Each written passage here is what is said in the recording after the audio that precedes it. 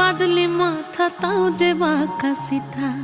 মেদিনীপুরে রায়না চিরন বাঁকুড়ার ওই ফিতা আর যতন করে বাঁধলি মাথা তাও যে বাঁকা সিথা পেছ পাড়িয়া রাজগো